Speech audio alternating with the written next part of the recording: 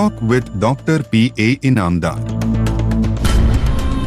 Presented by Tamboli Engineers Private Limited. अस्सलाम वालेकुम, मैं नज़ीर तंबोली इस प्रोग्राम में आपका इस्तकबाल करता हूँ। इस प्रोग्राम को पेश करने का मकसद ये है कि इसका पैगाम पूरे दुनिया में पहुँचे ताकि अक़लियती तालीम के रास्ते खुले। P.A. इनामदार, जिनकी ख्वाहिश तालीम को परवान चढ़ाना है। नजरिया तरक्की पसंद समाज है। ख़वातीन की तरक्की को समाज की कामयाबी समझते हैं। भारत देश में ये सबसे बड़ा काम एजुकेशन के माध्यम से डॉक्टर P.A. इनामदार साहब की लीडरशिप में उन्होंने किया है। हाजी गुलाम आजम एजुकेशन ट्रस्ट का साहब ने मुझे ट्रस्टी बनाया और तकरीबन 3-4 साल के बाद मैं सेक्रेटरी रहा। I was the youngest trustee and youngest secretary and longest period हमने वो किया। जब सफर की शुरुआत की तो पुणे में अक़लियती तालीम का वाहिद जरिया एंग्लो उर्दू हाई स्कूल था। इनामदार की कोशिशों से आज न सिर्फ केजी से पीजी तक इदारे कायम हुए बल्कि डॉक्टर P.A. इनामदार जैसी यूनिवर्सिटी का कयाम भी अमल में आया। मुनव्वर पीर भाई साहब, दिलीप कुमार साहब और दिग्विजय खानविलकर, सुरेश कलमाड़ी जी का नाम अगर ना लूँ तो बहुत बड़ी बेइंसाफी होंगी। इस आजम कैंपस को उन्होंने हमको मदद की है। आज महाराष्ट्र के अक़लियती तबके को न सिर्फ फख्र है बल्कि वो इसको समाज और देश की तरक्की के लिए एक बड़ा कदम तस्वर करता है।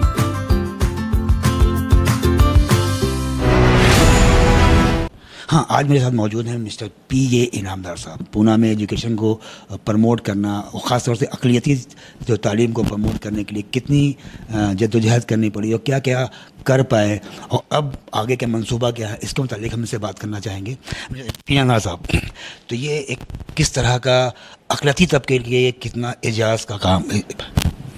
देखिए, कुछ भी अगर आपको करना है तो और जब जितना काम करना है उतनी बड़े पैमाने पे प्लानिंग होती है, उसके लिए जद्दोजहद करनी पड़ती है, भागदौड़ करनी पड़ती है, स्टडी करना पड़ता है और उसका जो रिक्वायर कंप्लायंस देना पड़ता है कि अगर आपको ये कॉलेज खोलना है तो क्या क्या मांगता है।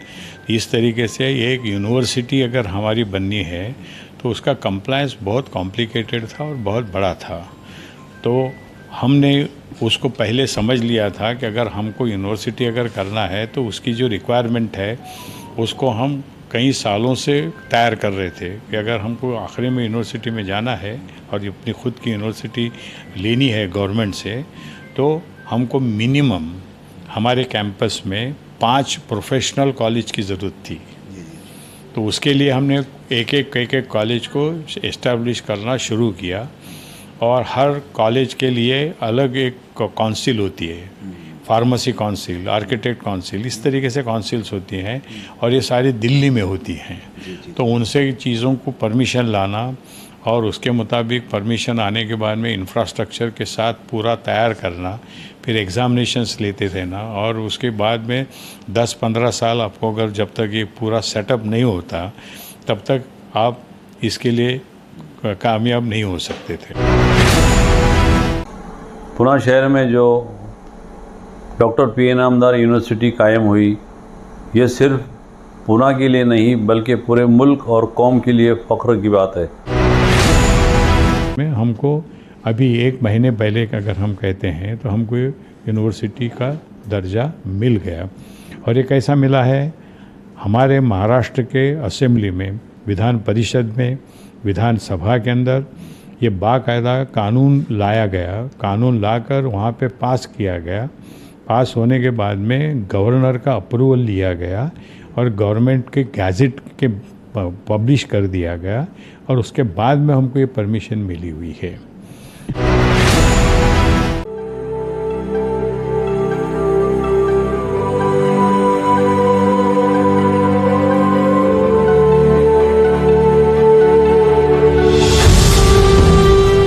Tamboli Engineers Private Limited.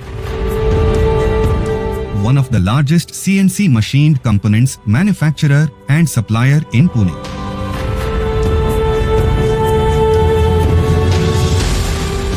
Equipped with state-of-the-art technology and latest machinery, an engineering workshop that solves all kinds of technical challenges.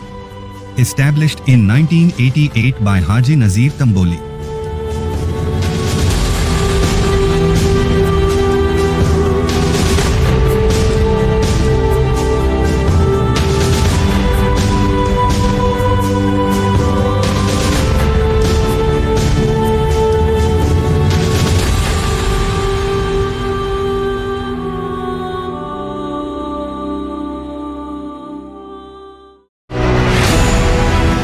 Education जो है, तालीम को घर तक पहुँचाना बहुत अहम काम है, बहुत जिम्मेदारी है, और उसको मेरे ख्याल से वो मरहला तो आपने पूरा किया और यहाँ तक एजुकेशन को ले आए। अब इससे आगे क्या? हमारा यहाँ पर का जो सफ़र है 45 साल पुराना है। मैं 45 साल से इस कैंपस का प्रेसिडेंट रहा हूँ, और मैंने जब यहाँ पे चार्ज लिया कुछ 600 बच्चे थे स्टूडेंट। एक बॉयज़ हाई स्कूल थी, एक गर्ल्स हाई स्कूल थी। लेकिन मैं, मेरे साथीदार, ये सब लोगों ने मिलकर जो काम यहाँ पे किया है, तो 500-600 की जगह आज हमारे कैंपस में 27,000 बच्चा पढ़ता है। और ये जो बच्चे पढ़ते हैं केजी नर्सरी से पीएचडी तक, हमारे पास अलग अलग कोर्सेस हैं। 11 प्रोफेशनल कॉलेजेस हमारे कैंपस में हैं, और ये 11 कॉलेजेस को इस्टेब्लिश करके बच्चों को वहाँ तक लेकर आने के लिए हमको जो कुछ भी भाग दौड़ करनी पड़ी है, सहना पड़ा है, तकलीफ़ उठानी पड़ी है। ये किसी भी इदारे को अगर आगे बढ़ाना है तो घर में बैठ के कुछ नहीं होता, हम लोगों को मेहनत करनी पड़ती है। और आज आपको ताज्जुब लगेगा, हमारा सीनियर कॉलेज भी डीम्ड यूनिवर्सिटी जिसको हम कहते हैं, या जिसको ऑटोनोमस बोलते हैं, ये गवर्नमेंट ऑफ इंडिया ने हमारे सीनियर कॉलेज को ऑटोनोमस स्टेटस दे दिया है, वो भी यूनिवर्सिटी बन गई है। इसका मतलब एक कैंपस में भी 2 यूनिवर्सिटीज़ हैं हमारे पास। मगर एक चीज़ क्लियर है कि यहाँ पे जो बच्चे पढ़ रहे हैं वो बच्चे गरीब घर के हैं, मजलूम घर के हैं, ज़रूरतमंद घरों के हैं, और वो फिर लड़कियाँ भी हैं और लड़के भी हैं। तो इनको आगे बढ़ाने के लिए और भी जद्दोजहद हमको ज़्यादा करनी पड़ी है। आज हमारे कैंपस में 1000 लड़कियों का हॉस्टल है, 700 लड़कों का हॉस्टल है। पानी की कमी नहीं है, इलेक्ट्रिसिटी की कमी नहीं है, इंटरनेट की कमी नहीं है, कंप्यूटर्स की कमी नहीं है। सिर्फ कैंपस में 3000 कंप्यूटर हैं। और आपको आपके ज़रिए मैं बताना चाहता हूँ, हमारे पास इंटरनेट क्या है, 2 GB की लाइन है, जो हिंदुस्तान में किसके भी पास नहीं है। 2 GB गीगाबाइट जिसको बोलते हैं। तो उसके वजह से बच्चों को एक तो स्पीड आ गया, और बच्चों को कंप्यूटर पे बैठने का एक बार आदत हो गई है, छोटे से छोटे बच्चे। इसका मतलब हमारे पास कंप्यूटर में हम फर्स्ट स्टैंडर्ड में बिठाते हैं, और उसके वजह से बच्चों में एक स्पीड आ गया है। बच्चों में उनको इन्फॉर्मेशन डाउनलोड करने का तरीक़ेकार समझ में आ गया है। MSCIT जैसी जो एग्ज़ामिनेशन है, 6 स्टैंडर्ड के पहले झुग्गी झोपड़ी के 7,500 बच्चे पास हैं।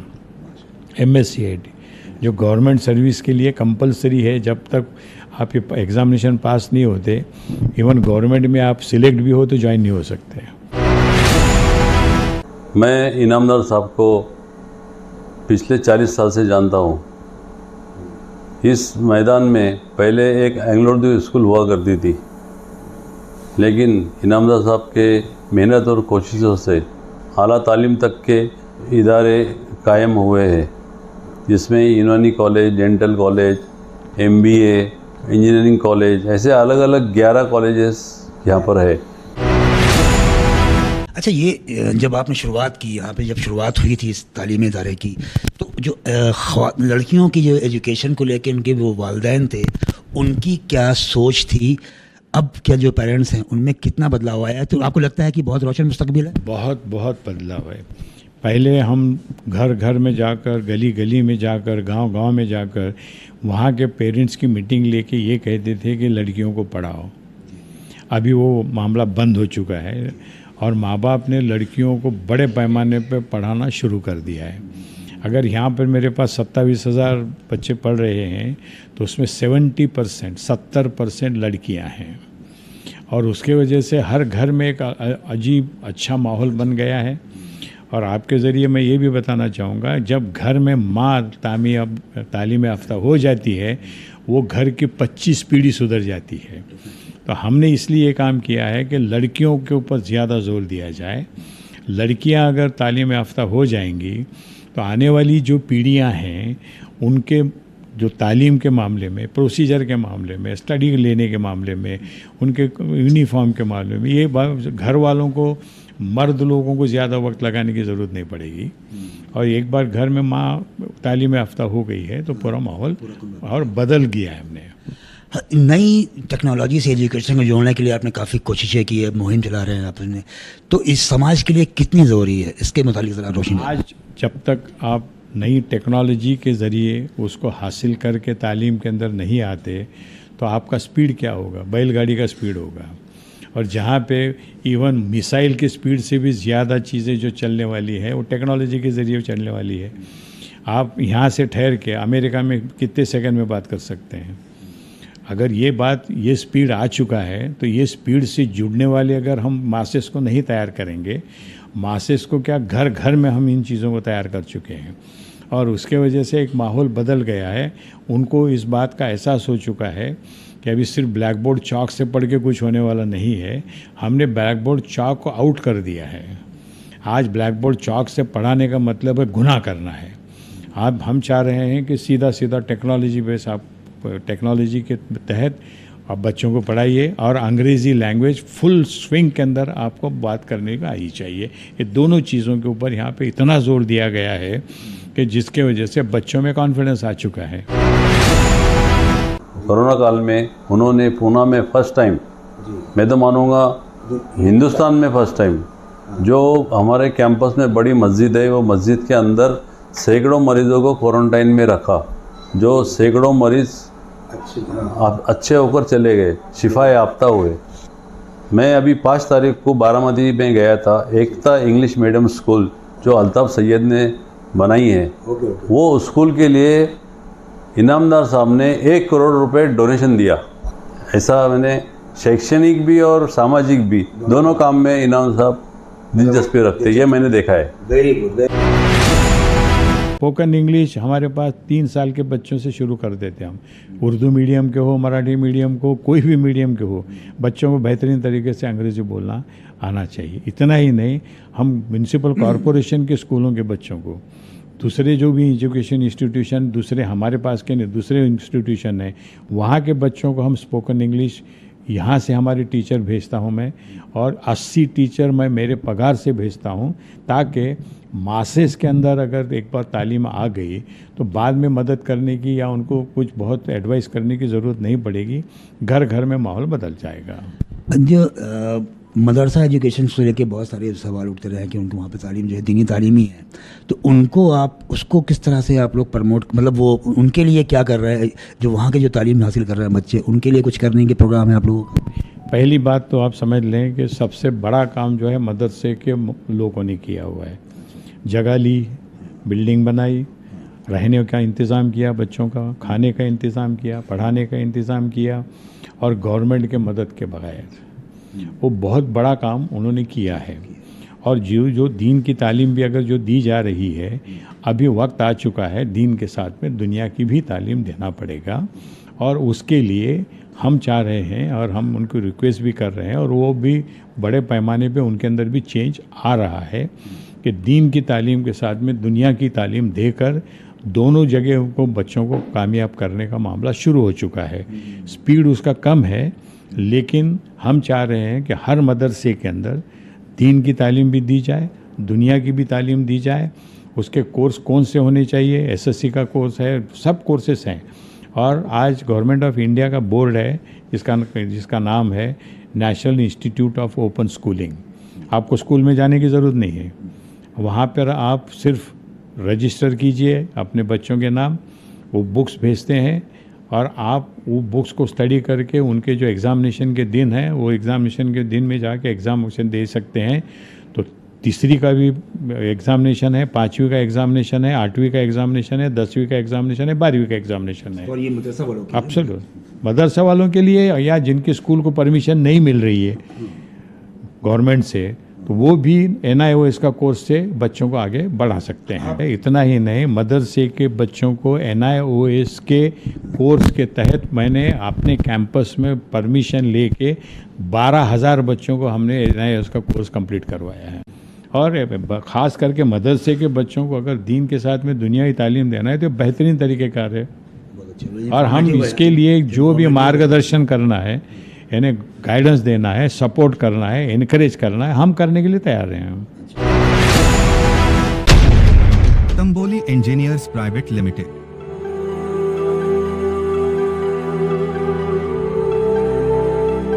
The most advanced horizontal and vertical machining centers.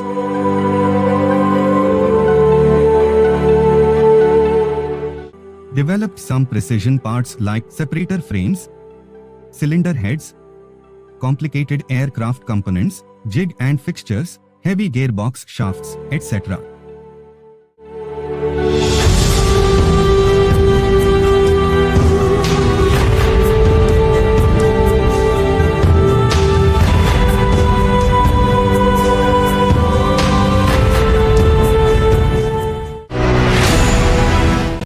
ये बहुत अच्छी इन्फॉर्मेशन है मदरसा जो एजुकेशन से जुड़े हुए लोगों के लिए कि वो ये स्कीम का फ़ायदा उठा सकते हैं। और मेरे ख्याल से बहुत सी इन्फॉर्मेशन यहाँ से भी मिल सकती है, आपको इंस्टीट्यूट से मिल सकती है। एजुकेशन मतलब एक रेशियो जो है माइनॉरिटी एजुकेशन का बहुत अच्छा हुआ है और पिछले कुछ सालों में कुछ चेंज आया है।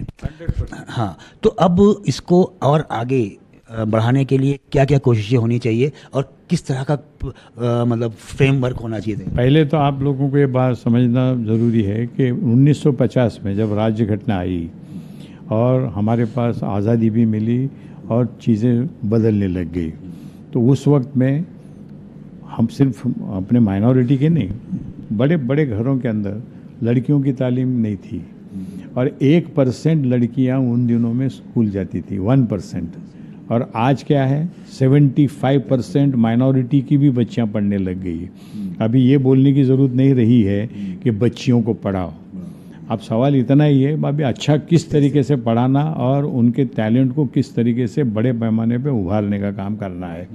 तो ये सबसे बड़ा चेंज जो आया है, इसके लिए हम आपके ज़रिए मैं चाहता हूँ लोगों तक इसको इसलिए पहुँचाया जाए कि इन्फीरियरिटी कॉम्प्लेक्स निकाल दो। अपने बच्चे नहीं पढ़ रहे बने, ऐसी बात नहीं है। लड़कियां बड़े पैमाने पे पढ़ रही हैं और चेंज आ चुका है। इसको बदले हुए हालात, बदले हुए टेक्नोलॉजी की बुनियाद के ऊपर उनको अभी जो हम तालीम दे रहे हैं उसके अंदर भी चेंज आने वाला है। वो चेंज उनको हम लोगों को अपनाना पड़ेगा और वो अपना के बच्चों तक वो पूरे तरीके से पहुंचाना पड़ेगा।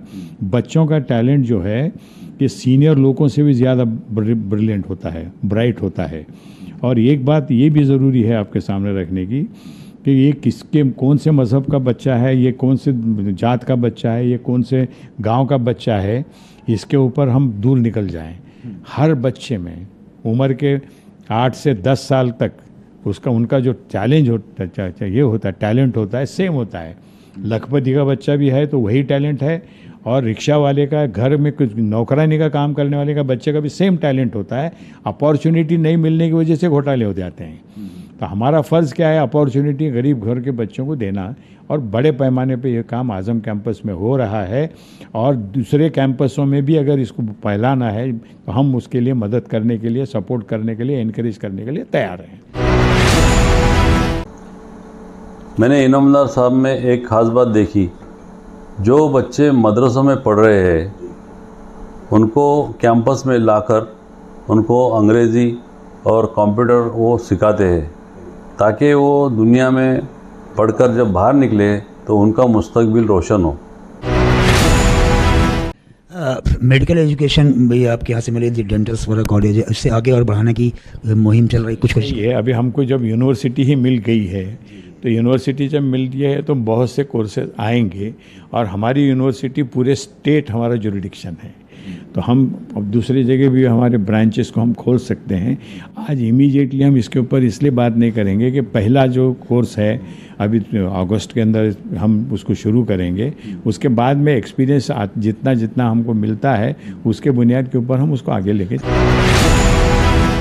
ये ज्योतिबाई फुले और सावित्रीबाई फुले की सरजमी है और यहाँ पर तालीम के लिए पहले से ही बहुत सारे काम होते रहे हैं और उस तबके को बेदार करके तालीम याफ्ता बनाने की कोशिश की जिनके लिए तालीम बहुत दूर थी, पहुँच से दूर थी।